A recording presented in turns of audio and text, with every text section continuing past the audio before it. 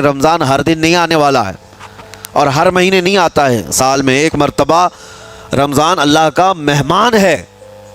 اس کے آنے سے پہلے اس کی آنے کی تیاریاں بھی کر لو، اپنے جسم کو ابھی سے اتنی عادت ڈالو، بلکہ جسم کو نہ صحیح لیکن دماغ کو اتنا بنا لو کہ مجھے یہ کرنا ہی ہے۔ میں آپ کو اس لیے بھی ایکٹیو کر رہا ہوں کہ اپنے آپ کو اتنا پابند کر لو کہ رمضان آنے والا ہے اور اس میں عبادتیں زیادہ ہوں گی۔ کیوں 20 رکعت کھڑے ہونے میں تمہارے جسم میں سستی اور کائلی نہیں آنی چاہیے۔ ہاں ایک دن تراویح میں جوش میں آیا اور دوسرے دن افطاری کر کے صلی علی سیدنا محمد معدن الجود والکرم وآلہ واصحابہ الکرام وابنہ الکریم وبارک وسلم صلاۃ دائمۃ سرمدا ابدا۔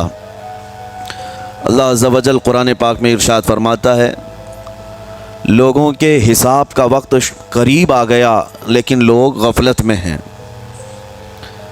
یہ 17ویں پارے کی شروع کی آیت ہے۔ اللہ تعالیٰ یوں فرماتا ہے، اقترب للناس حسابہم، لوگوں کے حساب کا وقت قریب آ چکا، وہم فی غفلت معرضون، اور وہ اترائے ہوئے غفلت میں پڑے ہوئے ہیں، منہ پھیرے ہوئے ہیں۔ لوگوں کو اس بات کا اندازہ ہی نہیں کہ حساب کا دن کتنا سخت ہونے والا ہے۔ میرے عزیزو، جب نبی پاک صلی اللہ تعالیٰ علیہ وسلم نے یہ ارشاد فرمایا کہ میں اور قیامت ایسے ہیں جیسے 2 انگلیاں قریب ہیں، 1400 سال پہلے رسول پاک صلی اللہ علیہ وسلم نے یہ فرمایا تھا کہ قیامت اتنی قریب ہے جتنا 2 انگلیاں قریب ہیں۔ اور اب کے زمانے میں تو قیامت کے سلسلے میں جو حضور پاک صلی اللہ تعالیٰ علیہ وسلم نے نشانیاں بتائی تھی وہ تقریباً پوری ہو گئیں، بڑی نشانیوں کو چھوڑ کر۔ اور یہ بھی حدیث پاک میں ہے کہ اگلا زمانہ اتنی تیز گزرے گا کہ تمہیں اس کا اندازہ ہی نہیں ہوگا، زمانوں پر زمانے آتے چلے جائیں گے۔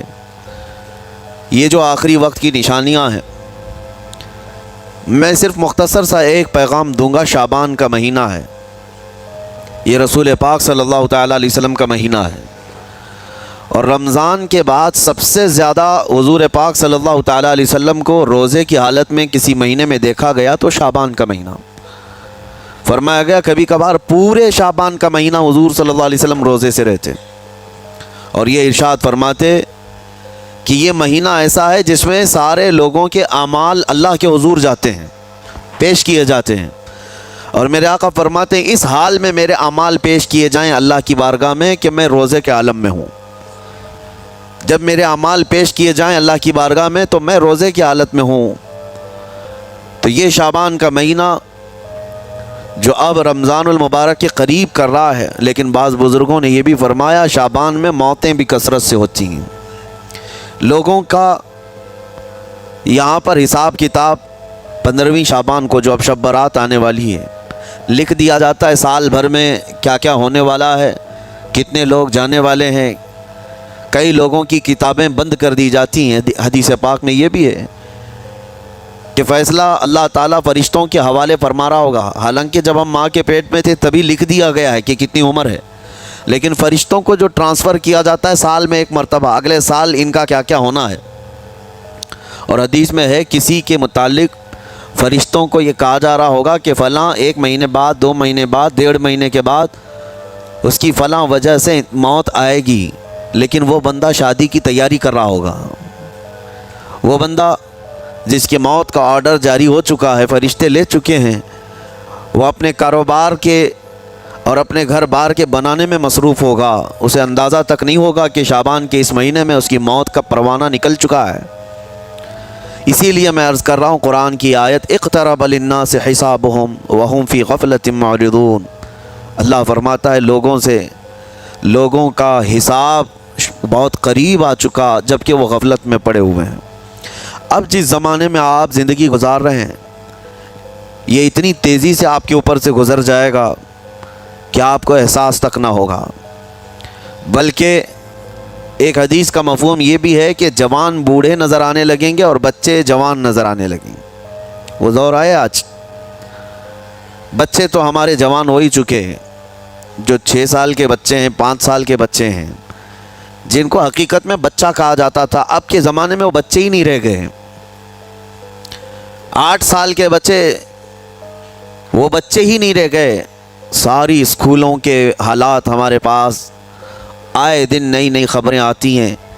تیسری جماعت کا، چوتھی کلاس کا بچہ خطرناک قسم کے نشوں میں مبتلا ہے جو بڑے بڑے جوان بھی نہیں کیا کرتے تھے.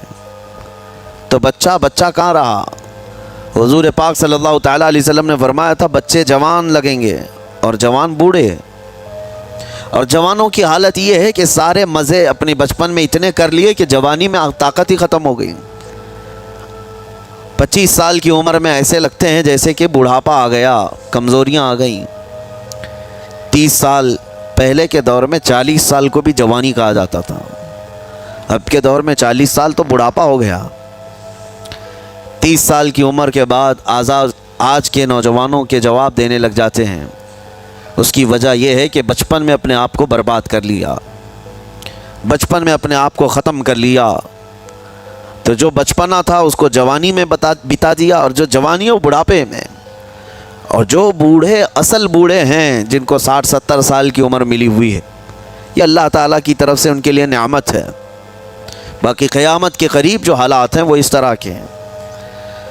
اور مزید میں آپ کو یہ بھی بتا دوں کہ زمانہ ترقی کرتے کرتے تمہیں ایسا سست اور کاہل بنا دے گا کہ تم کوئی کام کے لائق بھی نہیں رہ جائیں گے. بہت ساری چیزیں ہم سے رخصت ہو رہی ہیں، ہمیں اندازہ بھی نہیں. ابھی کل ہی میں ذکر کر رہا تھا، ابھی 10 سال پہلے 20 سال پہلے جو چیزیں ہمارے آنکھوں کے سامنے موجود تھی وہ اب غائب ہو چکی ہیں. خالی وقت اسے ملے تو نشہ بھی یاد آ جائے، خالی وقت اسے ملے تو عورتوں کی طرف میلان بھی بڑھ جاتا ہے، خالی وقت اسے ملے تو اس کو دولت لٹانے اور عیاشی کرنے کی فکر بھی سوار ہونے لگتی ہے. اپنے آپ کو کسی چیز میں مصروف کر لے. اور سب سے بہترین مصروفیت کیا ہے؟ اللہ اور اس کے رسول کا ذکر پاک ہے. یہ سب سے بہترین مصروفیت ہے کہ تم نے اپنے آپ کو اس میں مصروف کر رکھا تو اللہ تعالیٰ دنیا کی تمام مصروفیتوں سے تمہیں آزاد کر دے گا، برائیوں سے آزاد کر دے گا. قرآن میں رب تعالیٰ فرماتا ہے وَقَالُوا حَسْبُنَا اللَّهُ وَنِعْمَ الْوَكِيلُ، جنہوں نے یہ کہا ہمارا رب ہمارے لیے کافی ہے، ہمارا اللہ ہمارے لیے کافی ہے. اور کیا ہی بہترین مددگار ہے، کیا ہی بہترین وکیل ہے. جس نے یہ کہا، اللہ فرماتا اس کے فوراً بعد آیت آئی ہے فَانْقَلَبُوا بِنِعْمَةٍ مِّنَ اللَّهِ وَفَضْلٍ لَمْ يَمْسَسْهُمْ سُوءٌ، اللہ ان لوگوں کو اپنی خاص نعمتوں میں لے جائے گا، ایسی جگہ جہاں کوئی برائی انہیں چھو بھی نہ سکے گی. جنہوں نے اللہ کی بارگاہ میں یہ کہا حسبنا اللہ ونعم الوکیل. آگے بھی ہے دوسری آیت ہے نعم المولا ونعم النصیر. جس نے یہ کہا، اللہ فرماتا ہے ان بندوں کو اللہ اپنی خاص نعمتوں میں لے جائے گا اور فضل میں لے جائے گا، ایسی جگہ لم یمسسہم سوء، جہاں